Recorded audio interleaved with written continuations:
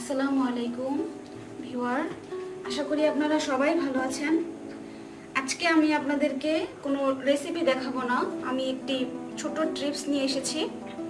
তো এখন যেহেতু কাঁঠালের সিজন, তাই আজকে আমি দেখাবো আপনাদের কিভাবে কাঁঠাল সংরক্ষণ করে রাখতে হয়। কাঁঠালের সংরক্ষণ আমি দুইভাবে দেখাবো, একটা হচ্ছে নর্মাল ফ্রিজে, অর্থাৎ ফ্রিজের যে শাকসবজি আমরা যেখানে রাখি সেখানে কিভাবে সংরক্ষণ করতে হয়, এবং আরেকটি হচ্ছে ডিপ ফ্রিজে। তাহলে চলুন দেখে নিই। আমি এখানে এক বাটি কাঁঠাল নিয়েছি।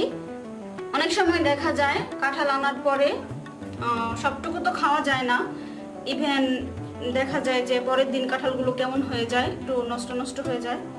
তো এই জন্য আমরা যদি কাঁঠালগুলো খুলে নর্মাল ফ্রিজে রেখে দেই তাহলে সেটি অনেকদিন পর্যন্ত খাওয়া যাবে। এজন্য আমি একটি বাটি নিয়েছি এখানে। এখন এই বাটিতে আমি একটি টিস্যু বিছিয়ে দিচ্ছি। আপনারা জানেন যে কাঁঠাল যতক্ষণ পর্যন্ত কাঁঠালের যে মূলটা আছে এবং কাঁঠালের যে খোসা আছে তাতে যতক্ষণ থাকবে ততই কাঁঠালটা বেশি বেশি পাকতে থাকবে।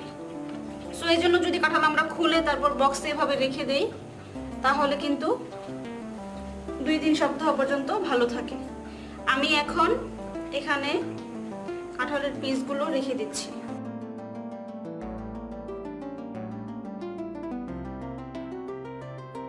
প্রথমে আমি টিস্যু বিছিয়ে নিয়েছি, কেননা কাঁঠাল ফ্রিজে রাখার পরে এটা ঘামবে, এটাই স্বাভাবিক। তখন এই টিস্যুটা ঘামটা শুষে নেবে।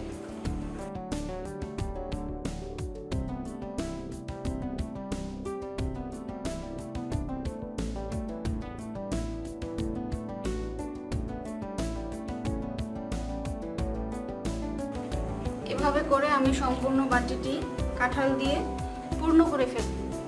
আমি এক বক্স কাঁঠাল নিয়েছি। এখন আমি আরেকটি টিস্যু দিয়ে কাঁঠালটাকে ঢেকে দেব। ঢেকে দেওয়ার পর আমি বক্সটার ঢাকনা লাগিয়ে তারপর নর্মাল ফ্রিজে রেখে দেব।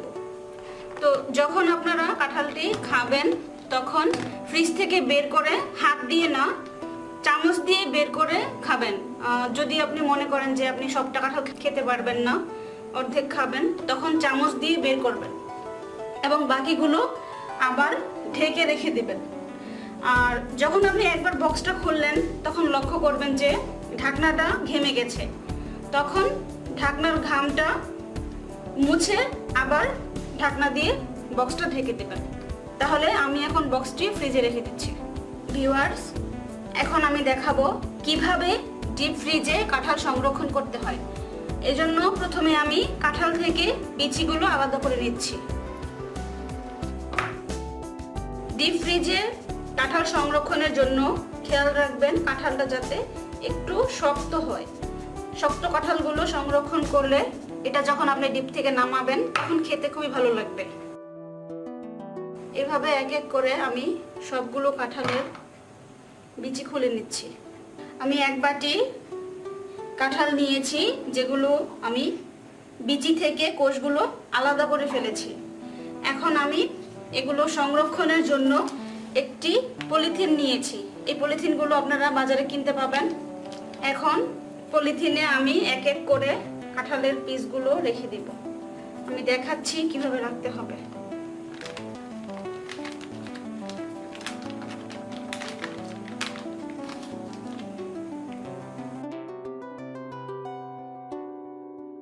অনেকেই আছেন যারা কাঁঠাল খেতে খুব বেশি পছন্দ করেন, তাদের জন্য এই টিপসটা খুবই কাজে লাগবে। যদিও এটি আমাদের জাতীয় ফল, তারপরেও কিন্তু সারা বছর পাওয়া যায় না। আমি বলছি না এই কাঁঠালগুলো সারা বছর সংরক্ষণ করলে একেবারে হুবহু তাজা যে কাঁঠালটা থাকে, যে এরকম স্বাদ লাগে খেতে, সেরকম লাগবে। স্বাদে একটু চেঞ্জ হবে, আপনি 100% পাবেন না, 80% পাবেন। যদি আপনি বিচি সহ রাখতে চান তখন দেখা যাবে যে কাঁঠালের গায়ে বিচির একটা গন্ধ চলে যাবে, তখন কিন্তু কাঁঠালটা খেতে ভালো লাগবে না। এজন্য চেষ্টা করবেন বিচিটা যাতে আলাদা করা যায়।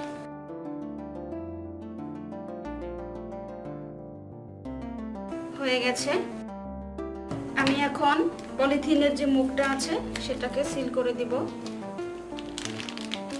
এজন্য আমি একটা কস্টিক নিয়েছি, যেটা আপনাদের ঘরে হয়তো সবসময়ই থাকে।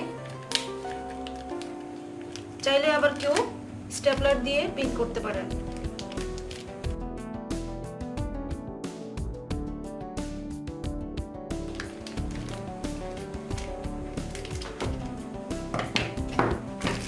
হয়ে গেছে সিল করা।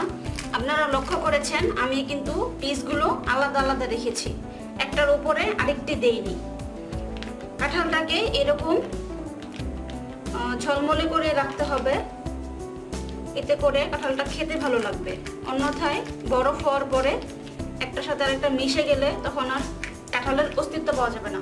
দর্শক, কাঁঠালটাকে আমি ফ্রিজে রেখেছিলাম, নর্মাল ফ্রিজে। এখন আমি বক্সটা খুলে দেখাচ্ছি আপনাদের কাঁঠালটা কি রকম আছে। ওয়াও, যেরকম রেখেছি ঠিক তেমনই আছে। এখন আমি বক্স থেকে একটা স্পুন দিয়ে বের করে নিচ্ছি।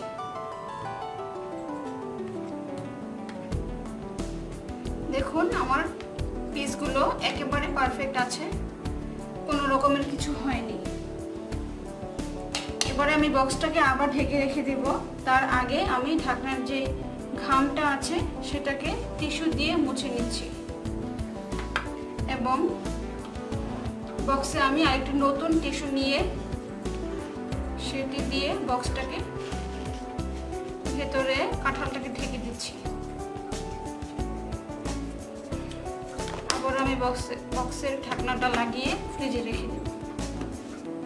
এখন দেখে নিই আমি ডিপে রেখেছিলাম যে কাঁঠালগুলো, সেগুলোর কি অবস্থা।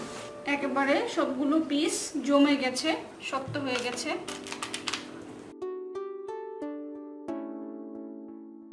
এভাবে যতদিন ইচ্ছা কাঁঠালগুলো রাখা যাবে, কিছুই হবে না। একটু এভাবে আছাড় দিলেই পিসগুলো আলাদা হয়ে যাবে। তখন আপনি এই কস্টিপটা খুলে আপনার যতগুলো ইচ্ছা কাঁঠাল বের করবেন, বের করার পরে আবার মুখ লাগিয়ে রেখে দেবেন। তাহলে দর্শক, দুই পদ্ধতিতেই আপনারা দেখে নিলেন কিভাবে কাঁঠাল সংরক্ষণ করা যায়। তো আই হোপ আমার এই প্রসেসটি আপনাদের কাজে লাগবে। তো দর্শক, এরকম আরো সহজ সহজ টিপস পেতে আমার চ্যানেলটিকে অবশ্যই সাবস্ক্রাইব করবেন। সবাই ভালো থাকবেন, ধন্যবাদ।